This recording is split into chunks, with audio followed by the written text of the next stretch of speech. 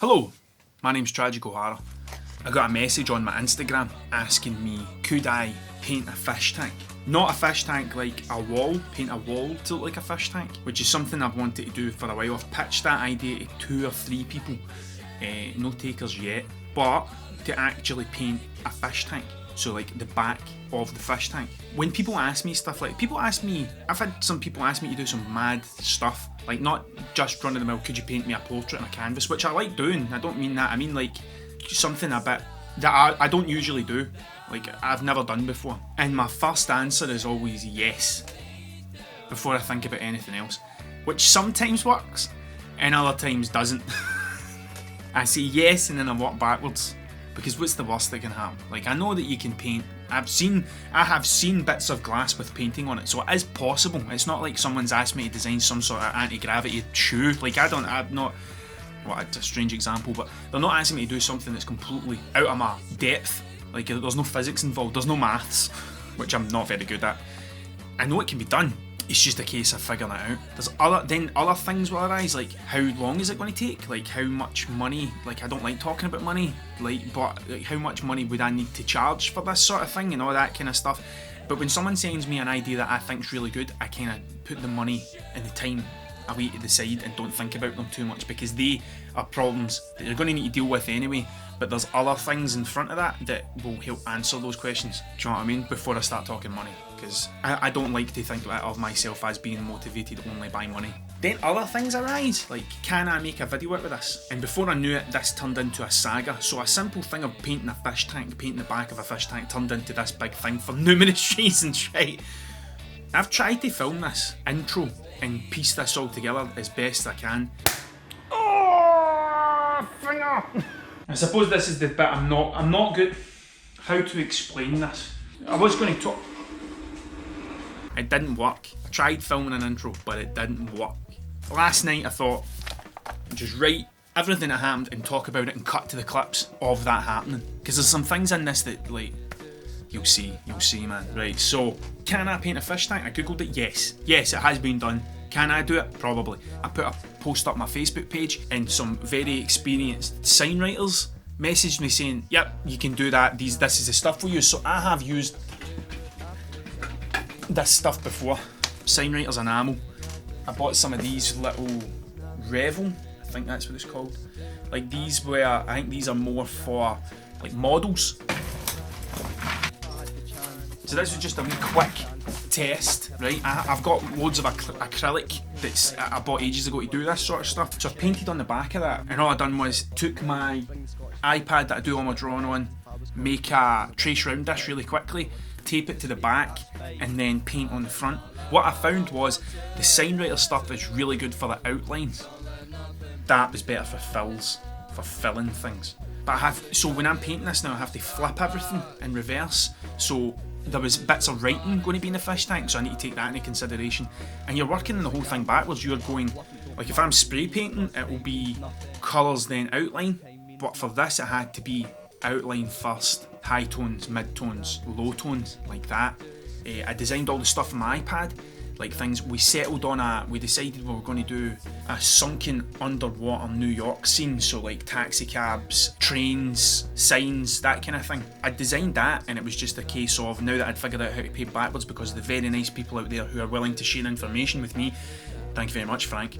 If I take the piece, draw around at my iPad, stick it in the back of the fish tank, and then paint the outline over the top of it, and then start to fill in the colours, this will work. Now, it took me maybe 4 days all in, just the actual painting, not trying to figure out the other stuff in that.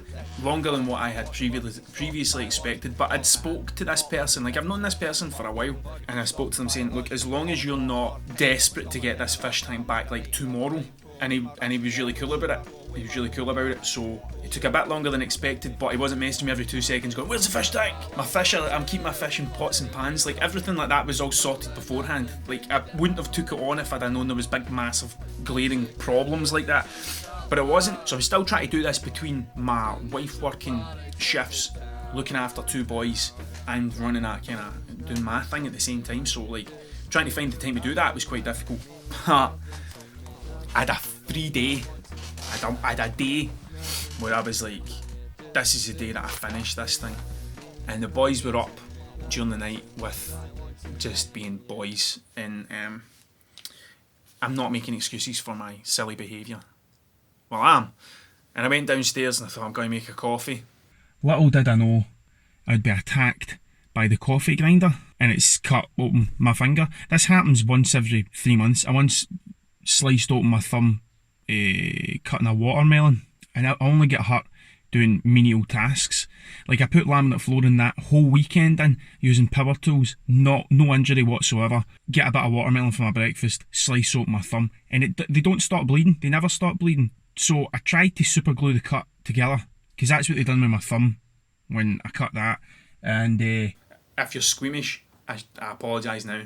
It just created some sort of blood bubble which would burst, and the blood would just keep coming out. So I phoned the doctors, because obviously we're in the middle of a lockdown. Don't really want to be going to a hospital with a big, just a cut in my finger. And they said I need to go to A&E. So this is what I've dolled it up quite nice. That's what it looks like. It's like a hot dog. So that's what I need to, like, it just won't stop bleeding. So I need to go to A&E and get my finger looked at. Because I'm a clown. Because I'm an idiot. That's the thing. Like, it's not like, just because I can draw pictures and stuff doesn't mean I'm actually good at anything else. Like, look at that. Making coffee. Because I put my finger... I'm not going to tell you how I done it, but that's what I've done. I took out my coffee grinder that my mum very kindly got me for my Christmas. I sat it down and I put the coffee beans inside it. And what happens is when you grind it, you get like some leftover coffee on the inside. Now, I always unplug it, but today I didn't. And when I picked up and I put my finger in, my thumb hit the button, and I genuinely thought there was a lot of blood, right? I genuinely thought I chopped the top of my finger off. This is what I mean about a saga. I genuinely thought I chopped the top of my finger off. And because I just want... And I didn't. It was a deep gash. Right, I cut it quite bad, but it wouldn't stop bleeding. But because I really just wanted to get this fish tank done, I decided to try and super glue it together. Which, looking back on now, was stupid, right? And what was happening was the blood, because the glue was in and it was still bleeding, the blood turned into big kind of bubbles. The last thing I wanted to do was go to hospital over a cut in my finger, but I had made such a mess with the super glue that I had to go and make sure it was... So that's me out. And if I've learnt anything today, it's if you rip your finger open in a coffee grinder, don't put glue in it. That's the worst thing you can do. Like, this is the thing. I rolled my ankle skateboarding like 2 years ago, and I wore 2 compression bandages and just hobbled about the place. Not smart, right? I'm not saying just do that, but anything from the waist down, like anything like that kind of thing, I'm not particularly... Like, if I break something, I'm going to hospital, right? But I knew I just sprained my ankle. I'm not going to hospital for that. Hands down gives me the fear, because this is what I use all the time. If I don't have these, then I can't do the things that I want to do. I can't paint, I can't play guitar, I can't do any of that stuff. So anything from down here gives me the fear. I go and get it checked anyway. And it's fine now. I mean, it's fine now. It was a lot bigger. And after that, with my sore finger, next day, after, put a couple of plasters on it and done. And that's it, done. It's finished. This is what it looks like.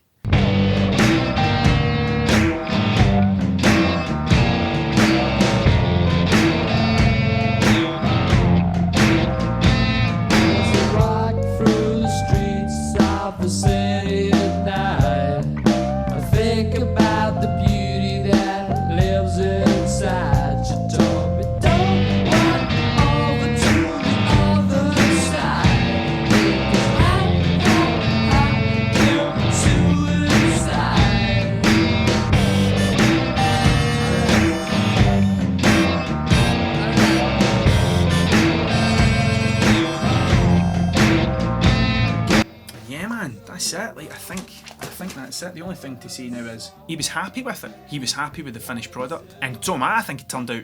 I like it. I think it looks cool. I like doing things like that. Like, I like when someone comes with an idea and I kind of need to figure it out. Like, I like that. I like the problems that arise. I wasn't expecting to chop my finger.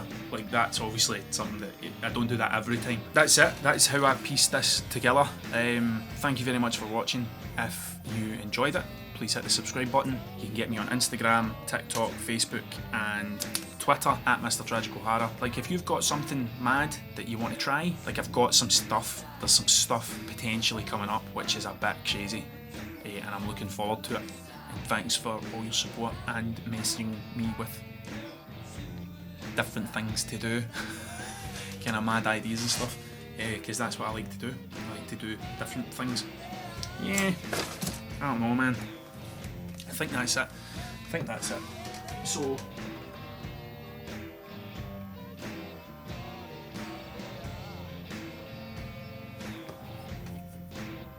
I think that's it.